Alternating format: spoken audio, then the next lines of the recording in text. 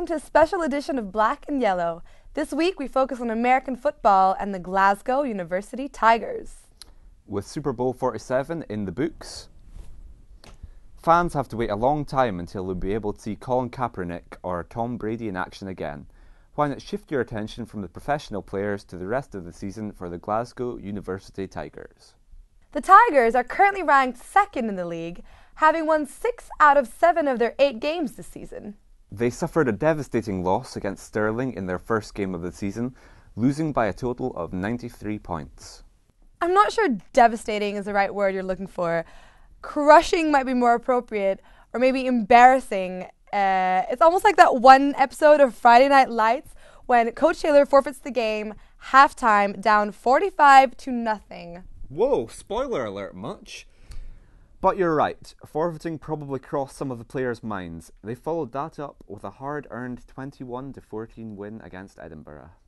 You know, we've got footage of that game, so we can take a look at some of the strengths and weaknesses of the team in a closer analysis. Here we have a beautiful block for number 35, which is highlighted in the frame. That's what the offensive line should be all about. Look at that impressive run afterwards as well. That's what I call effort. He's really hard to bring down to the ground. The Tigers really live off their running game, as we see in the first clip. What's very much part of their strong side on the offense is one of their biggest weaknesses on the defensive side of the ball, though. So, as we see here, Jericho, the opposing running back has had a bad matchup in the middle. But the Tigers' number 48 gets blocked, which opens up more running room on the outside for Edinburgh. And there we see number 20 take off until he's brought down near the sidelines. Well, there you have it. Run defense might not be their strong suit, but they picked up a couple of badly thrown balls over the course of the game from which they profited. That looks like a perfect Mark Sanchez impression to me. No receiver in the area and a very easy pick for the safety. But let's take another look at the offense. The Glasgow University Tigers will definitely continue to count on their starting running back's toughness and his ability to break tackles for the foreseeable future. The Tigers won the following 5 games of the season in a convincing fashion and will face Stirling in their last game. We also have an update on the state of the team from our sideline reporter. Jet, what's going on with the Tigers? Any concerns for their last game against Stirling?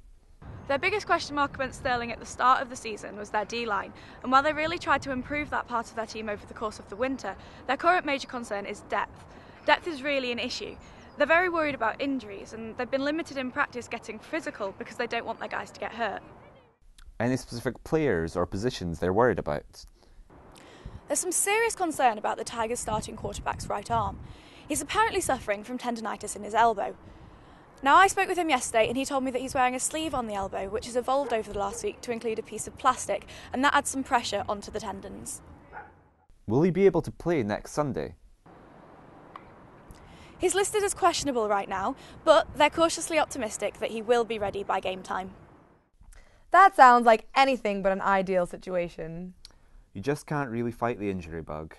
We realize that some viewers might not be too familiar with the sport of American football. Therefore, we set out to film a little guide to keep you guys from believing everything sports reporters may tell you about the game. It was a tale of 2 halves, words you've probably heard in the world of sports before, either coming from a coach, player or sideline reporter. We assembled a short collection of illustrative catchphrases in football for you, so that next time you get together with your friends to watch the Super Bowl, you won't be fooled by anyone. It's not about the X's and O's, it's about the Jims and Joes.